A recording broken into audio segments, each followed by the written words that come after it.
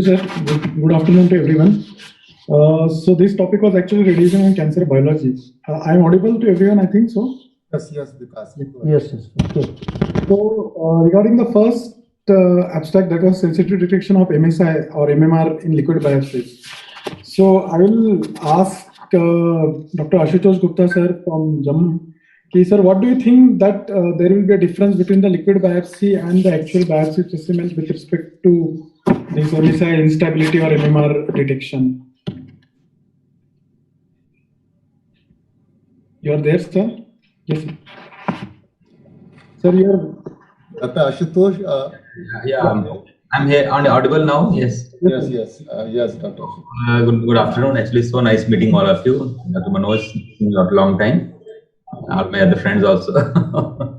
So, as far as my knowledge about liquid biopsy is concerned, as a clinician, when we discuss with our colleagues and especially from the lab side, sensitivity and specificities that we ask for. And my take is that if you do liquid biopsy, the specificity, sensitivity, they are putting something about 70%. Vis-a-vis, having a tissue. So it's not bad actually. So if tissue is not available, I'll put liquid biopsy sensitivity something around 70%. Is that what you wanted to ask me? Yes, sir. Yes, sir. And that has been done in like most of the lung cancer patients nowadays do get a liquid biopsy when the samples are inadequate. That has been done. And regarding the MSI, so most of this cancer, it is done in early stage colon cancer. So if the MSI is high, then probably they can go away without chemotherapy. It's a favorable prognosis, yes. Yeah. So do you routinely do MSI testing for all this colon cancer because it is not so easily available in each and every part of country? Yeah, availability is there. You have now labs. All the labs are there. We have opened up their outlets at most of the cities, so that's not a problem. But problem is that see again, one thing is affordability. Second is your tuning for that. Actually, are you really tuned for that? So I don't think economics should be a problem, but I think we are not at the moment. Most of us are sensitized about it. So I think in future practice, I think these are becoming more and more common now. So at the moment, as the patients coming or now, so I will insist them to have MSI done.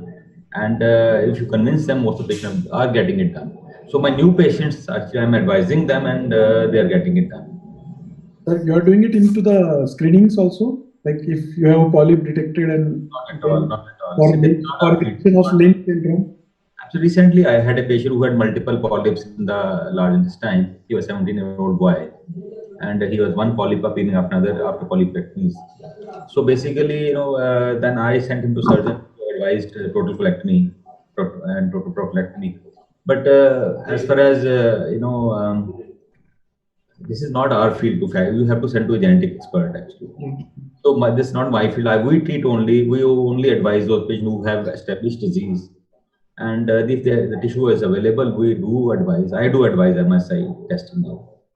So mostly these MSI testings are done to advise the chemotherapy in stage 2 cancers, and then mostly to for the patients who can receive immunotherapy or not, like pembrolizumab or nivolumab.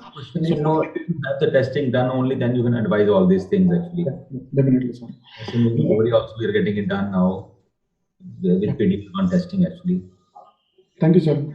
Regarding our second abstract, that was the detectable HPV ctDNA, circulating DNA in the post-operative.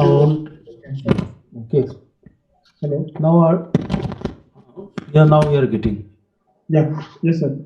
So second abstract was circulating DNA in the head and neck cancer, oropharyngeal cancer patients. So obviously, oropharyngeal cancer with HPV DNA is a good prognostic factor. But are we really going to change the practice depending on the circulating DNA methods at present? My question will be to Dr. Nalini Rao. Madam, can you please elaborate? Hello. Yeah, I found this paper sort of average. ctDNA, HPV is not the biggest cause in India. First thing, it's more tobacco related. In our hospital, we do it. We do a lot of genomics. I must admit right in the beginning. But it is good to think of doing it in the post-op setting, but I don't think they've clarified as to when we should do it, how often we should do it. What is the timing? Do you do it? And most of these patients anyway go for adjuvant treatment. So they are trying to see whether they do need, if you can find a subset which doesn't need adjuvant treatment.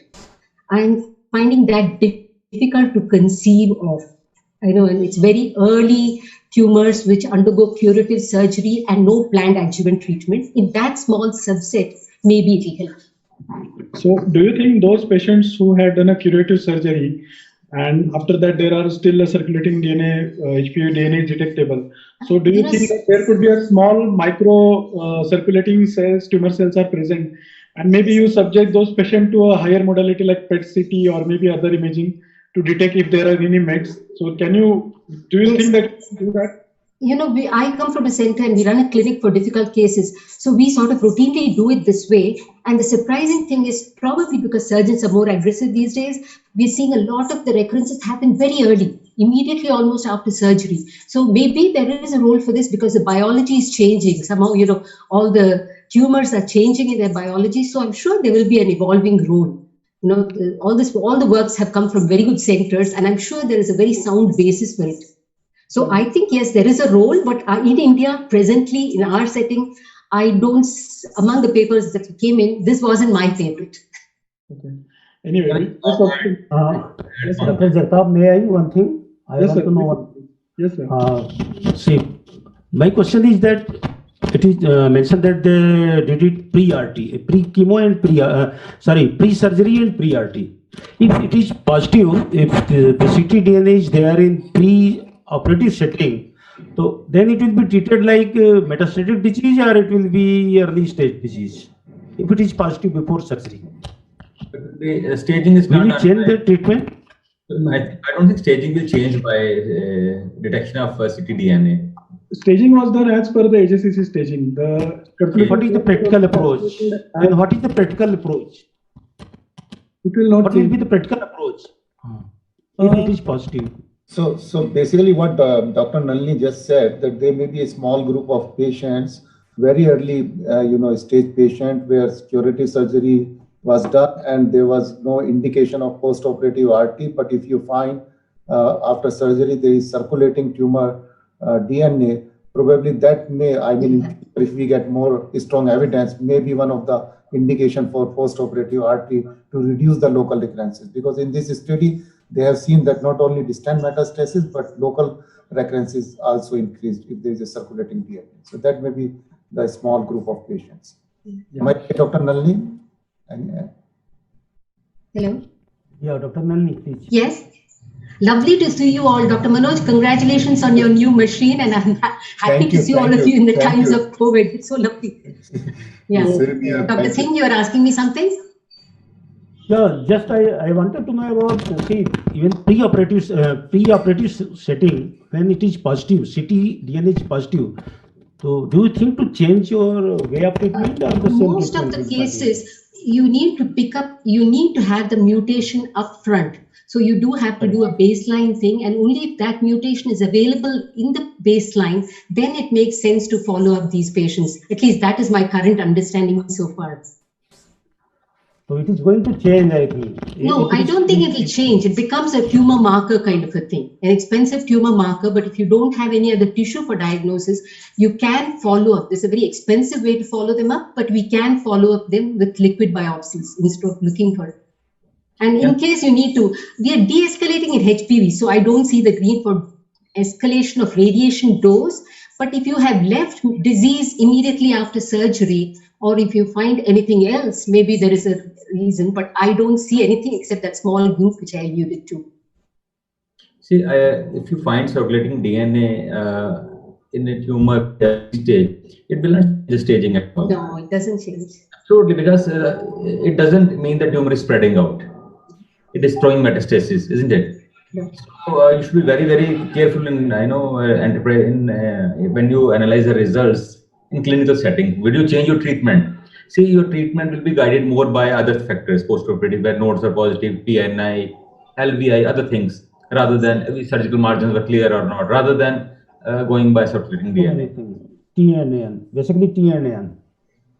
So we'll move out to our next abstract, sir. So our next abstract was the FOXO1 inhibition as a therapeutic strategy for radiation fibrosis. I would like to ask Srivastava sir, Now he has been gone through Cobalt era, then again 3D-CRT, IMRT, and now to the advanced technology. Sir, what do you think is the most important factors where we can actually prevent the fibrosis in these patients, and how much the benefit really these inhibitors will have in future? Srivastava, sir?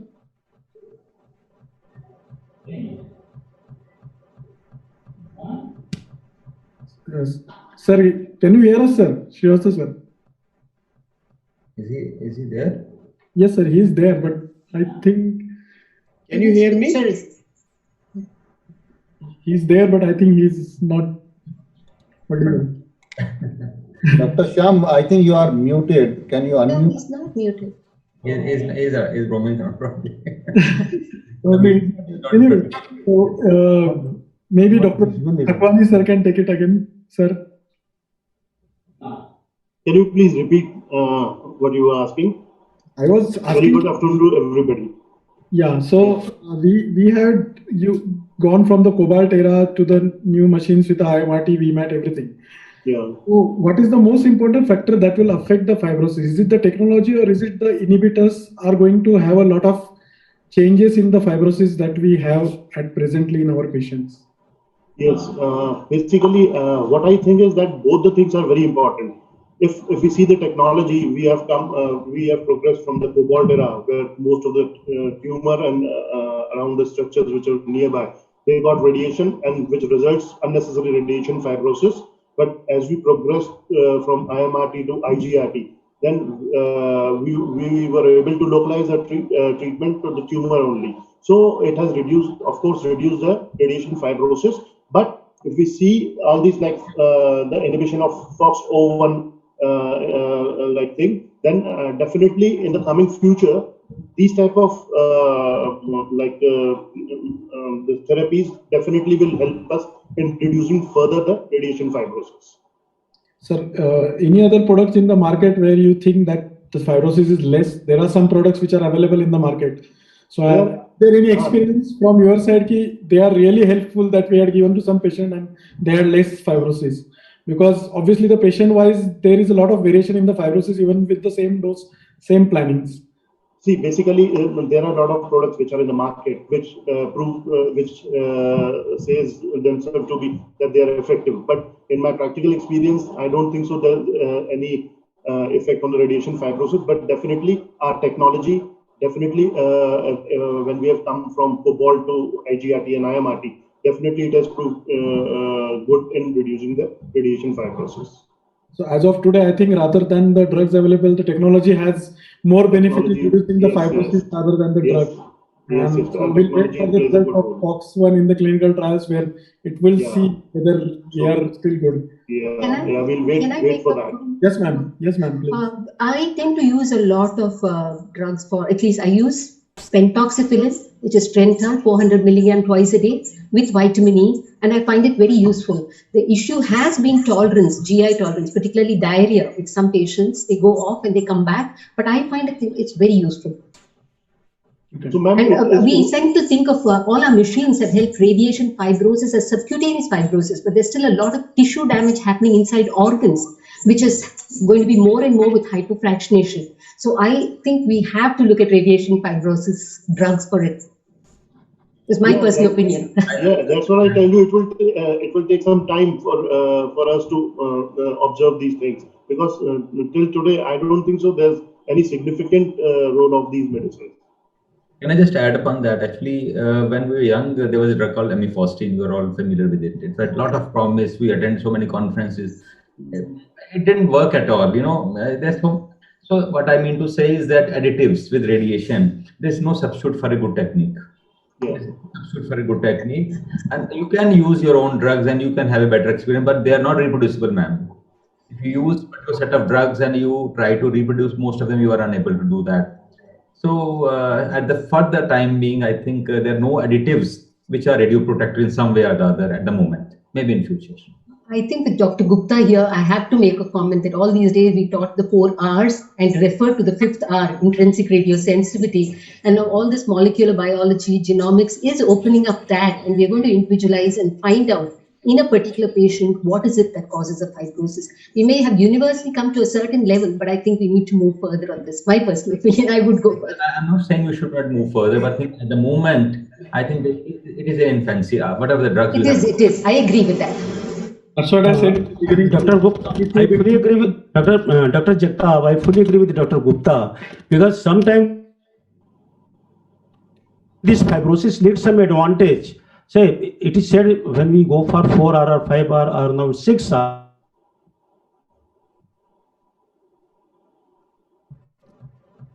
You are not audible, Dr. Opi, you are not audible.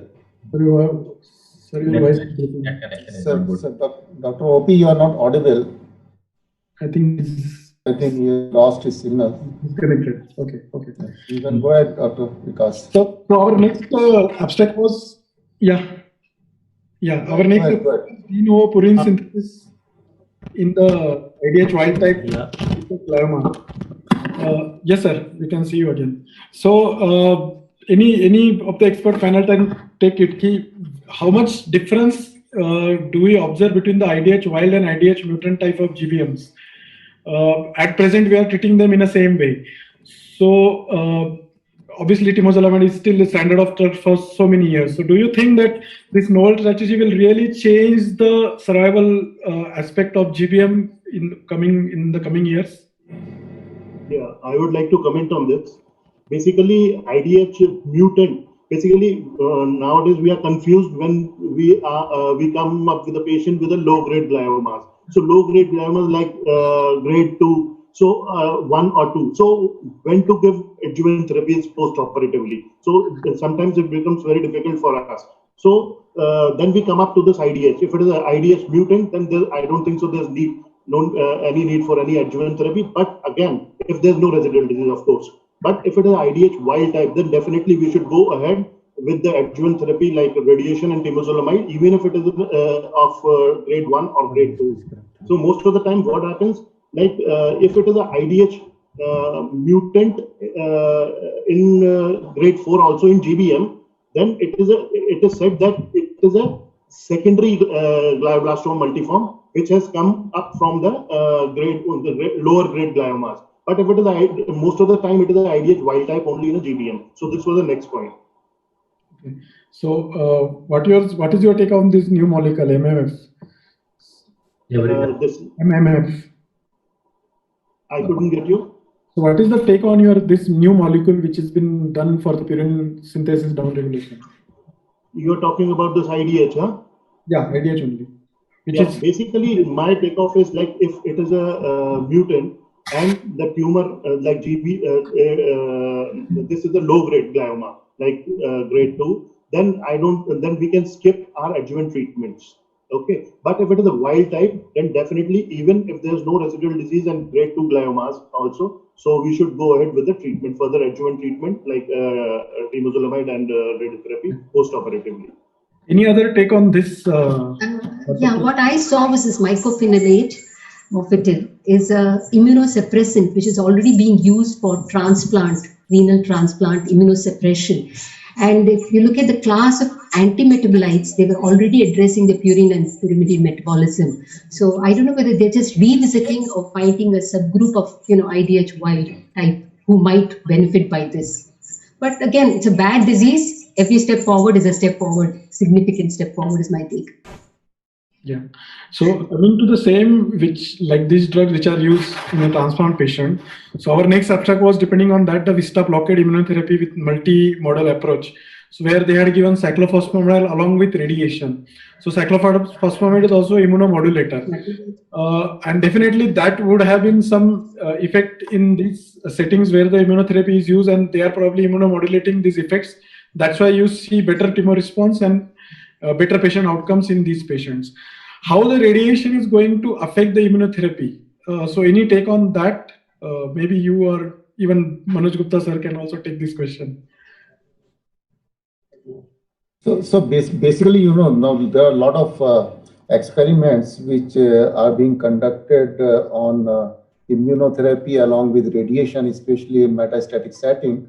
So they just want to invoke immune response, with radiation, so that these immunotherapy will not only work locally, but also at distant sites. And it has been seen in many cohort of patients that when you give, especially the moderate dose of radiation along with immunotherapy, they are not only able to reduce the disease at local site, but also at distant sites. So again, this is present abstract is another step in this direction. Yeah, so along with radiation, they had added a immunomodulator that was cyclophosphamide. Yes. Modulate the effects of immunotherapy, and the results will be. The last abstract was presence of giant circulating cancer. Add here, you have to be concerned with the dose of radiation. It has to be high dose per Yes, fraction. You are talking about. They had given 12 grade 2 divided doses. That was Two times, yeah. Good study to take, isn't it? Immunotherapy versus cyclophosphamide. See the price difference. So that was Dr. Manoj sir was also saying high dose radiotherapy before for the metastatic diseases, along with immunotherapy. It brings in the abscopal effect, which we are talking about with hypofractionation. Yes, ma'am. So much difference between immunotherapy versus cyclophosphamide. So it's important. But Ashutosh, they have not they have not used the cohort where they are just using cyclophosphamide plus high dose of radiation. They have used the cyclophosphamide along with 2 immunotherapy.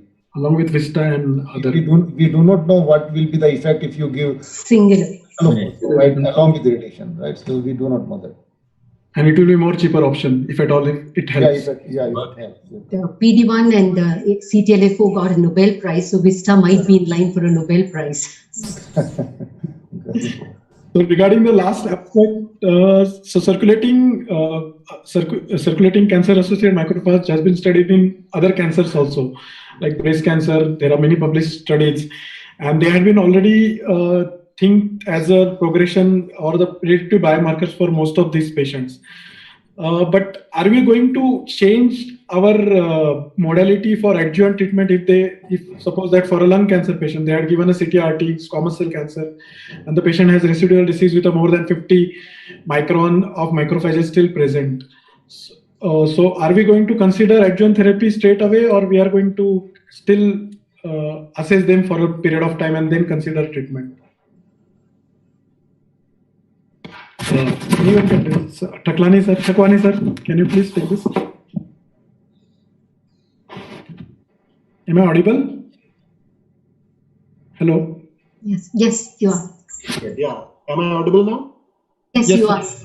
Yes. So, see, basically, practically, if we see this size of the macrophage, so we don't take it into the account. But if we don't have any other clue, like any other like margins, if we see the margins or there's any radiologically reappearance of the disease, then definitely it can help us. If the patient general condition is good, and if we see this giant macrophages more than 50 micrometers, then definitely we should add some adjuvant treatment to it in a form of chemotherapy or this immunotherapy or radiation, whatever. Yeah, because in the study they are also seen that those who had good responder, the macrophages below 50, more than 50 decrease slowly over a period of time.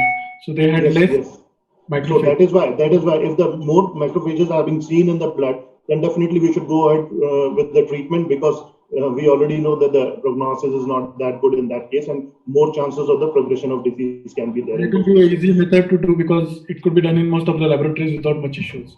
Yes. Other than going for some advanced technique. That is what. Yes. But again, only I will say that this study only shows the prognostic effect of these macrophages, right? Yes, so, sir. Unless we have evidence that when we treat these patients with adjuvant treatment, they have better outcome or not. So we need to do this trial first, and only then I think we can. Or sir, one more thing. What we can do is that we can keep these type of patients on a maintenance therapy or metronomic chemotherapy, what we call it. So it can help in the patient for the disease to come again. So this can be a solution to that. It could be a new. Yeah, what I'm trying to tell that before we bring this thing into practice, we should generate some data whether the if we give metronomic or maintenance chemotherapy in these patients, whether it's really going to help or not. So yes, that's true, sir. Data before we put into practice. Yeah, it's true, sir. Hello. Dr. Jagtap, my question is, does local therapy affect this size of giant cells? Local therapy, dose and surgical intervention and something. Affect the macrophages size? Local therapy, local, so say it is in breast, suppose in breast, we are giving good radiotherapy. In that case, it is going to affect this Macrophages were associated with the tumor. giant macrophages. Yes, sir. So these macrophages were associated with the tumor. So as the tumor size decreased, the size which were more than 50 also decreased slowly over a period of time. So those patients who had a very good response, their more than 50 micron Yes. cells also disappeared from Yes. the. Yeah, it will be less. But that will be affected. That study should, that type of study should also be required, I think. Local therapy versus not, say post-operative RT versus no RT. In that case, we can see later on. In breast cancer, it has been done. Yeah. So maybe the results will be In more. fact, it is not published yet. No? Any other questions? I think we are already over the time. Yeah. Thank you, everyone. Thank you, Dr. Neeraj Jain, and thank you, Dr. Manoj, sir. Thank you, sir. Thank you, analyst. Thank you, Dr. Vikas Jagtap, for this interaction, and thanks, I think, Neeraj, for giving us this opportunity to interact with our friends in COVID time. Thank you, Neeraj. Over to Neeraj. Neeraj, I think we. Thank you, Neeraj. Thank you, Dr. Manoj.